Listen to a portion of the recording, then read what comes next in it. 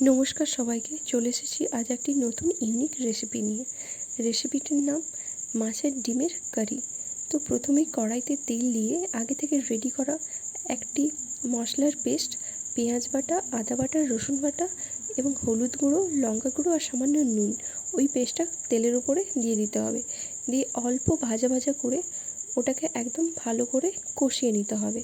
অল্প অল্প জল দিয়ে আস্তে আস্তে উনুনের আঁচটাকে একদম অল্পে রেখে ভালো করে কষানোর পরে ওখানে রেডি করা আরেকটা পেস্ট, কাজু বাটা, চারমগজ বাটা এবং হলুদ গুঁড়ো আর জিরে গুঁড়ো, এই পেস্টটা দিয়ে দিতে হবে।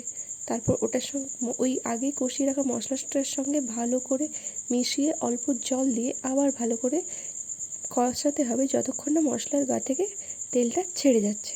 যখন ওই তেলটা ছেড়ে আসবে তখন এই পর্যায়ে দিয়ে দিতে হবে টমেটো সস। এটা কিন্তু খুব ইম্পর্টেন্ট, টমেটো সসটা দিতেই হবে। তো অল্প পরিমাণ টমেটো সস দিয়ে আবার ভালো করে মশলাটার সঙ্গে মিশিয়ে নিতে হবে এবং মিশিয়ে নেওয়ার পরে যার যেই রকম থিকনেস থাকবে গ্রেভির জন্য সেই রকম জল দিয়ে দিতে হবে।